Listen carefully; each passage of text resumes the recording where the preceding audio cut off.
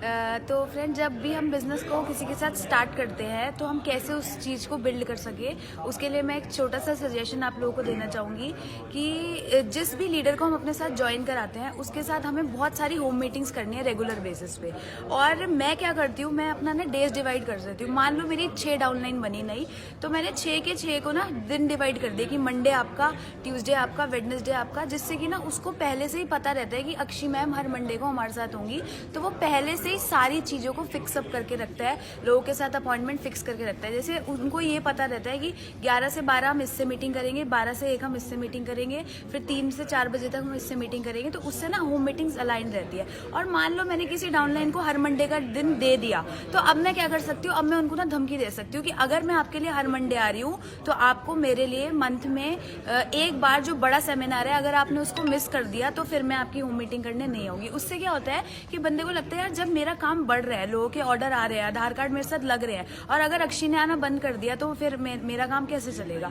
तो उसके लिए हम क्या कर सकते हैं कि उनके साथ इतनी होम मीटिंग्स कर दो, इतना मतलब इतना डिपॉजिट कर दो उनके साथ कि बाद में आप उनसे विड्रॉ कर सको। उनको सिस्टम में बुलाने का सबसे बेस्ट तरीका यही है कि उनके साथ इतनी होम मीटिंग्स जाके 1-on-1 मीटिंग्स प्लान।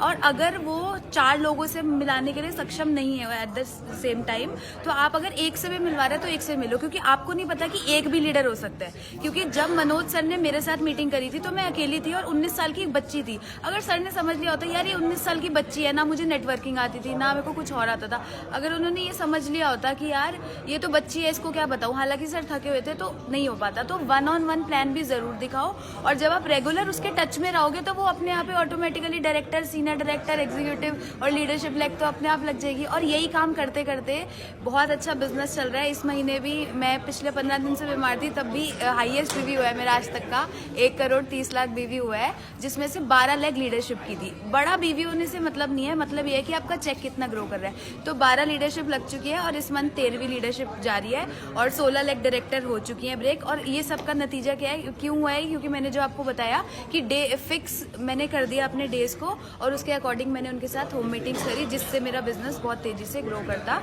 जा रहा है। तो डिस्टेंस बिजनेस कैसे करती हो? डिस्टेंस बिजनेस या तो मैं स्टार्ट नहीं करती, और अगर मैं स्टार्ट कर लेती हूँ तो फिर वहाँ पर रेगुलर जाने का एक नियम बनाती हूँ जब मुझे दिख रहा होता है कि वहाँ पर कुछ काम हो सकता है। जैसे पिछले 4 सालों से मैं चंडीगढ़ जा रही हूँ, वहाँ से ना कोई बिजनेस नहीं आ रहा था, लेकिन जो हमारे तरुण सर है वो सिखाते हैं कि अगर आपका कोई बिजनेस नहीं भी आ रहा ना, आप जाकर ना चाय पी लो बस उसके साथ। मतलब आप ये लगा लो कि मैंने 3 साल तक तो वहाँ चाय पी है। और अब बड़ी अच्छी न्यूज़ है कि मेरी टीम में चंडीगढ़ के अंदर पहली गाड़ी आ चुकी है, अर्टिगा गाड़ी 12 लाख रुपए की। तो जिसके लिए मैं 4 साल से मैंने स्ट्रगल किया, हालांकि जिसकी गाड़ी आई है वो मेरे ख्याल 1 साल पुरानी है, लेकिन मैं 4 साल से जा रही थी, तो भगवान ने मुझे उस हिसाब से रिजल्ट दिया। तो अगर आपको out of station business build करना है तो अपने दम पे करो। अगर आप ये सोचोगे कि मेरा अपलाइन चले हर बार, दैट इज नॉट पॉसिबल। आपको क्या करना होगा, अपने आप वहां पर जाकर बिल्ड करना होगा। अगर आप ये सोचो अपलाइन चलेगा तो आप वहां पर बिजनेस को खत्म करने की कोशिश कर रहे हो, क्योंकि अपलाइन हर बार आपके साथ आउट ऑफ स्टेशन नहीं जाएगा। आपको खुद वहां पर जाकर बिल्ड करना है। अगर आप खुद बिल्ड कर सको तो ही आउट ऑफ स्टेशन स्टार्ट करना, वरना खत्म हो जाता है। मैंने शुरू में मनोज सर से बहुत वो करी कि सर चलो ना चंडीगढ़ चलते हैं बिजनेस करने। सर बोलते तुम दोबारा नहीं जा पाओगी, मत करो। मैंने जिद करके उनको ले गई और 2-3 महीने गई, वहां बिजनेस खत्म हो गया। तब समझ में आई कि अब जब चंडीगढ़ जब भी स्टार्ट करूंगी, महीने में एक बार जाऊंगी, चाहे वहां बिजनेस हो चाहे वहां पे बिजनेस ना हो, मुझे वहां रेगुलर जाना है। सुबह 4 बजे रोडवेज की बस में बैठकर ठंड में गई, गर्मी में गई, बरसात में गई, लेकिन उसका रिजल्ट क्या आया कि अब वहां बड़ी तेजी से बिजनेस ग्रो कर रहा है, और वहां भी 2 लीडरशिप की लेग लग चुकी है।